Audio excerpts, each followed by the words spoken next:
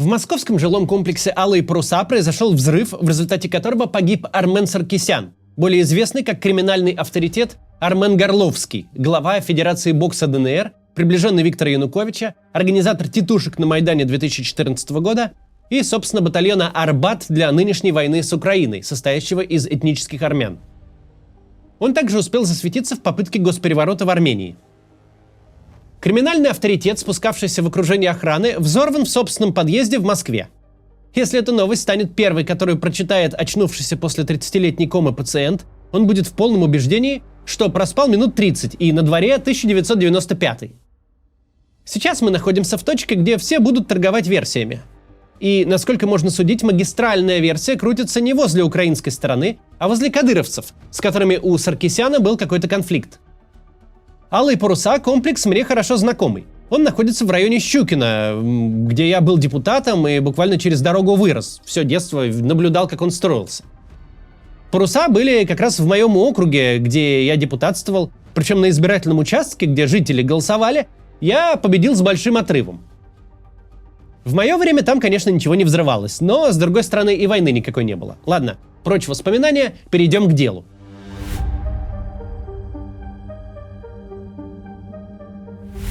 Сразу скажем, мы вообще не погружены в сложнейшую вселенную российской военизированной организованной преступности.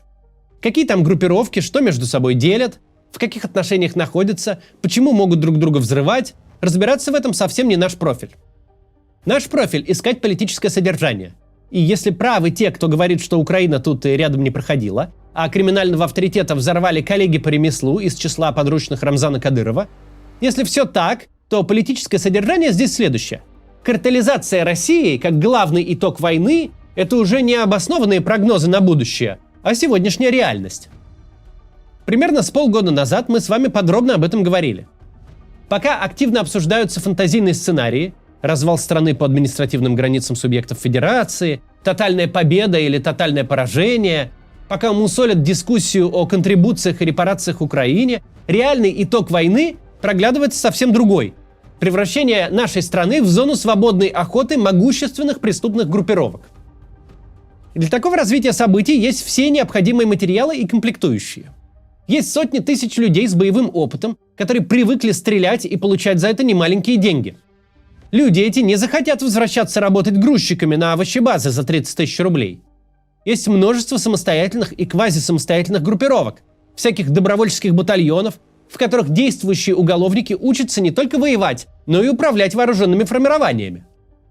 Есть уже готовые синдикаты, вроде тех же кадыровцев, которые готовы вести войну за госконтроль над активами, устраивая перестрелки в центре Москвы. Пока мы все это наблюдаем в демонстрационном режиме.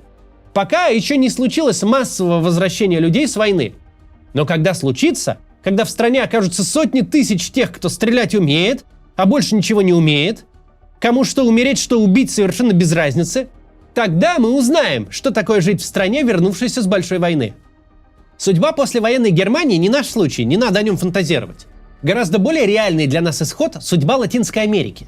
Тех стран, которые единожды выпустили насилие из-под контроля и теперь ничего не могут поделать с ситуацией, с вяло текущей гражданской войной, где военизированные картели перманентно друг друга мочат.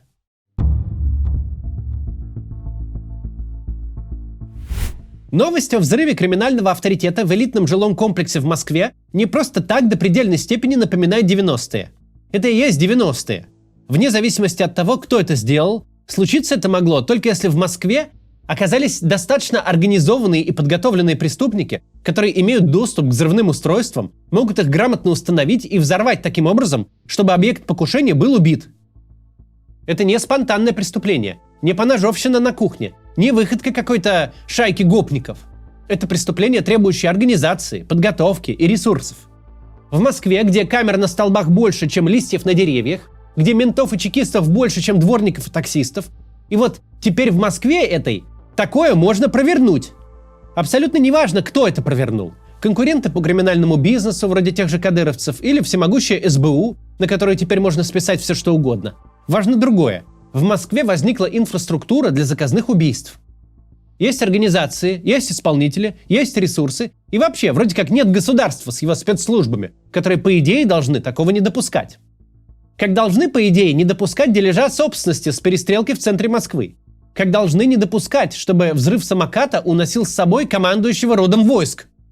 Не допускать, чтобы в руках мигрантов возникали боевые автоматы, и чтобы те не разносили концертный зал в щепки с 150 трупов. Знаете, что особо интересно во всех этих случаях, которые, в общем-то, связаны только тем, что случились в Москве? Все это произошло меньше, чем за 1 год. Совершенно невиданные события. Крупнейший теракт, перестрелка с участием кадыровцев, успешная диверсия вражеской спецслужбы с ликвидацией генерала, теперь вот взрыв криминального авторитета в жилом доме. И все это случилось в столице за год и совершенно прошло мимо внимания спецслужб.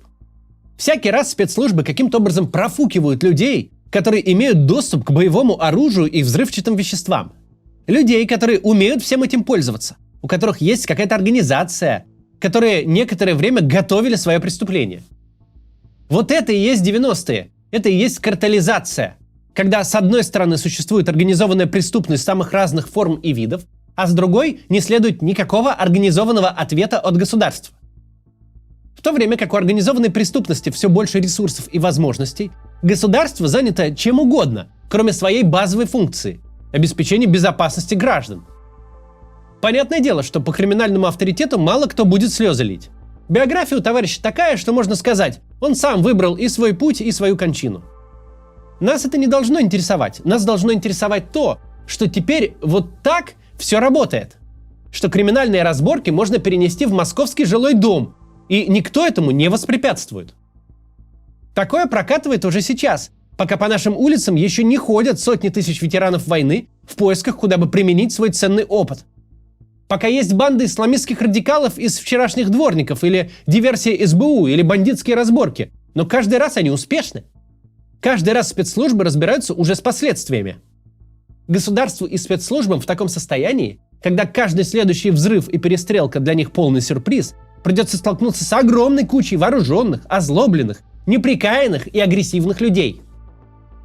Любое громкое и организованное преступление сейчас важно не само по себе.